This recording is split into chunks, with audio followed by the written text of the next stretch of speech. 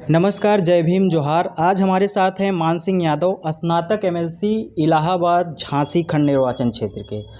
Sir, आप स्नातक के एमएलसी भी हैं और जैसे कि अभी इलाहाबाद जैसे केंद्रीय विश्वविद्यालयों में 400% ज़्यादा फीस वृद्धि का मामला आया है। ऐसे बहुत सारे विश्वविद्यालय, केंद्रीय विश्वविद्यालय हैं जहां पर फीस इतनी ज़्यादा महंगी कर दी गई है कि एक गरीब तबका केंद्रीय विश्वविद्यालय का जो सपना देखता है, इलाहाबाद, पटना, दिल्ली जैसे संस्थानों में जाकर पढ़ने का सपना देखता है, कहीं ना कहीं उसका ये सपना सपना ही रह गया। इस पर आप क्या कहना चाहते हैं? देखिए, भारतीय जनता पार्टी यह कतई नहीं चाहती कि कोई गरीब किसान या मध्य वर्ग का बच्चा उच्च शिक्षा ग्रहण करे, और ये कहीं से भी उचित नहीं है।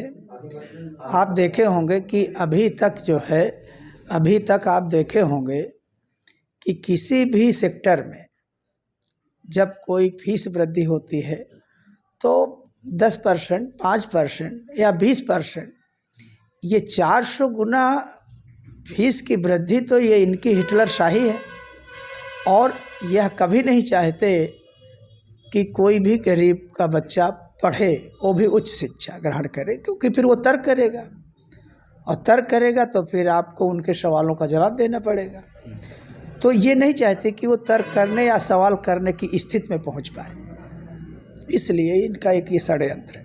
जो केंद्र सरकार, आज की मोदी सरकार 2 करोड़ रोजगार देने की बात करती थी, और योगी आदित्यनाथ जो कि उत्तर प्रदेश के सूबे के मुख्यमंत्री हैं, वो भी रोज़गार देने की बात करते हैं, लेकिन जब युवा रोज़गार की बात करता है तो उसके ऊपर लाठियां भाजने का काम किया जाता है। इस पर आप क्या कहेंगे? देखिए, रोज़गार के मुद्दे पर ये टोटल फेल्ड और फेक सरकार है।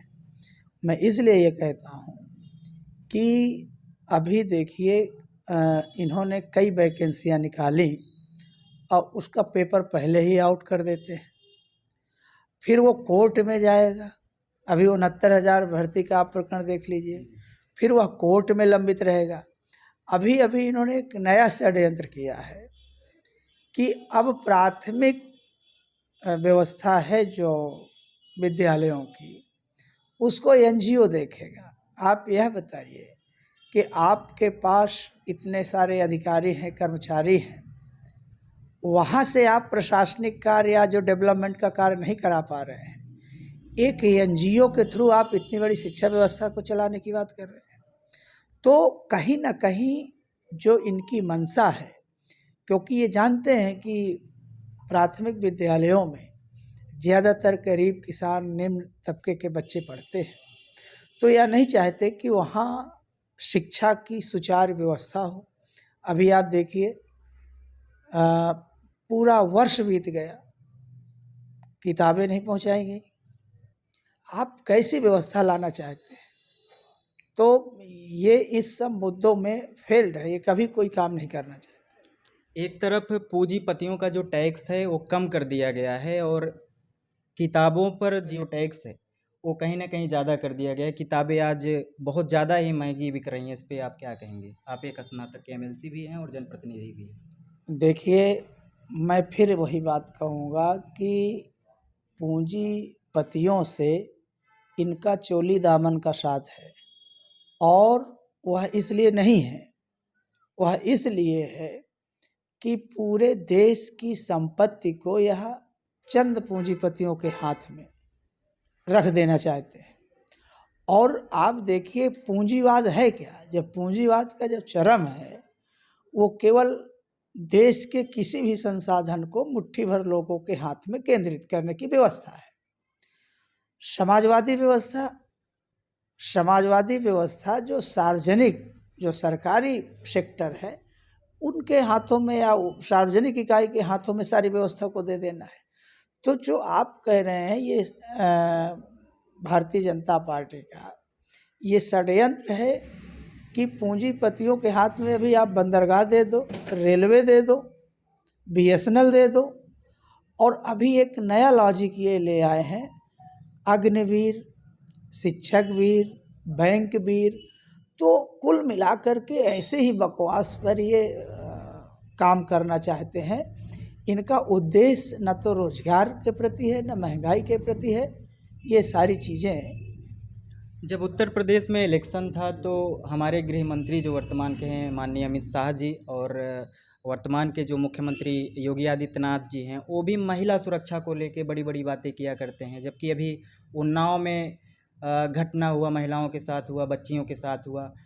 वहीं प्रियंका चोपड़ा जो कि अभिनेत्री हैं, अभी 2 दिन पहले लखनऊ आई थी, जो 10/90 कार्यालय है वहाँ पर गई थी और वहाँ की पुलिस प्रशासन के लोगों से भी बातचीत की कि उत्तर प्रदेश में 7 बजे के बाद महिलाओं और बेटियों का निकलना दुर्लभ है। इस पर आप क्या कहेंगे महिला सुरक्षा को लेकर? महिला सुरक्षा व्यवस्था को लेकर के मैं थोड़ा सा एक दो उदाहरण ज़रूर देना चाहूँगा।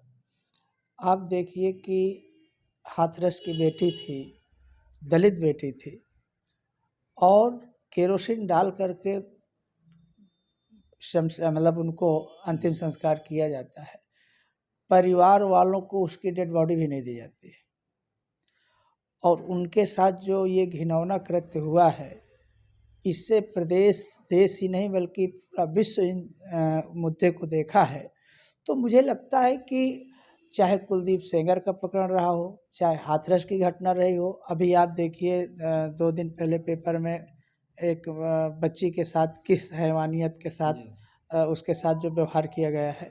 तो मुझे लगता है कि केवल महिला सुरक्षा को लेकर के ये हवाई बातें करते हैं, धरातल में महिला सुरक्षा को लेकर के इनका काम कहीं कुछ नहीं दिख रहा है।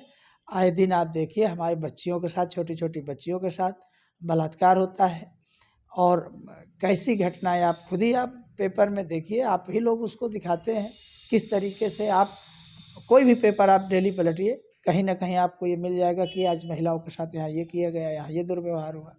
तो ये सारी चीज़ें इनकी केवल कागजी हैं, बाकी एक धरातल पर कहीं